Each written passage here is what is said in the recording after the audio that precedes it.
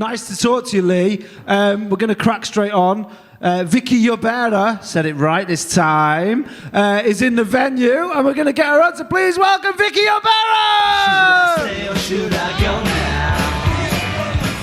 Should I stay or should I go now? Hello, everybody. I wish that I'd known that you weren't meant to get kids tattooed, because I've just got my son done today, to be fair, Lee, so there you go.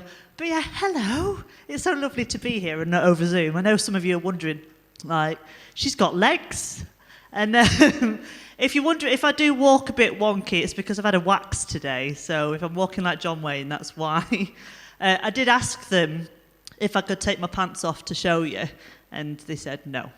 But anyway, I'm quite new to stand-up comedy. Just really been doing it during the pandemic, which is obviously the best time to pick it up, you know what I mean? And but I sort of took a break from it, I've come back to it, but life gets in the way, you know how it is. Like, life's 8 years old now, and I genuinely didn't realise how you could piss a child off so much just by asking them to do a simple task. Like, I say to my son, "Son, do you mind if you put your pyjamas on, please? It's bedtime." What he hears is, "Son, can you slaughter the dog while standing on one leg and reciting the Bible backwards?" It is the exact same reaction. He just loses his shit. And to be honest with you, I would never ask him to stand on one leg because his balance is terrible.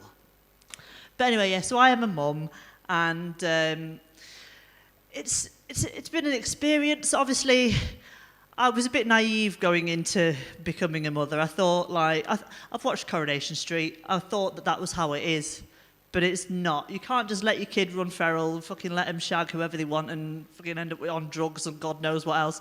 You've got to actually keep them alive and look after them. But when it comes to labour, that's a whole different ballgame. I had a water birth, which in itself is meant to be kind of like a nice, peaceful, serene experience. And it should be, you know what I mean? But when the midwife says to you, "Can I check your cervix?" I have to do the hand movement. And your ex-fella jumps in, sorry, David, your ex-fella jumps in the pool and goes, "Don't worry about it, love, I've got this."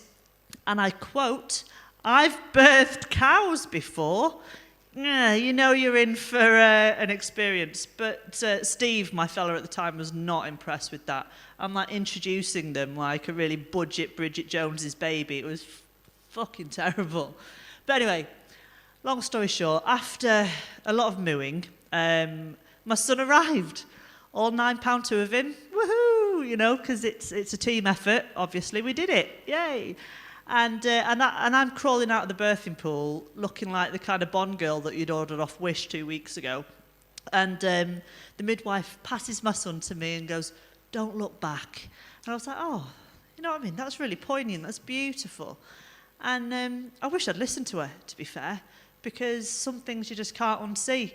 Like, I looked back and it looked like Fred West had a pool party in there. It was disgusting.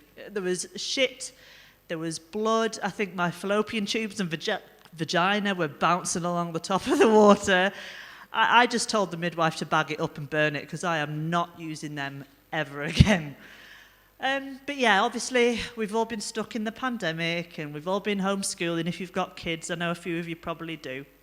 And it's a bad thing to admit, but I have contemplated adoption because it's been tough, man. I can't cope with the questions, you know what I mean? Like, you think kids are going to ask questions like, "Oh, where are we from? What's the meaning of life? Blah, blah, blah." But no.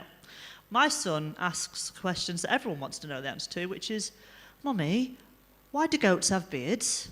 It's like, right, what do you do with that? You know, turns out goats have beards because they're all hipster twats. And now, if you're offended by that, I want to say take it up with Google, not me, because they said it. But anyway, yes, adoption. And I asked friends, I asked family who've adopted, I even rang the local adoption centre about 25 times, and then they blocked my calls. And they said that no one wants to adopt a 35-year-old manic depressive with abandonment issues. So my son is stuck with me for a little bit longer. But yeah, and I should say, I do love my son, right? He's an absolute legend. brought him up on my own. Go me. Woohoo, sob story time. And yeah, it's... people do come to me and sort of say, oh, why are you always so nasty about him? Why do you slag him off all the time? And I'm like, well, look, as I say, I love him. But in my defence, you've not met him.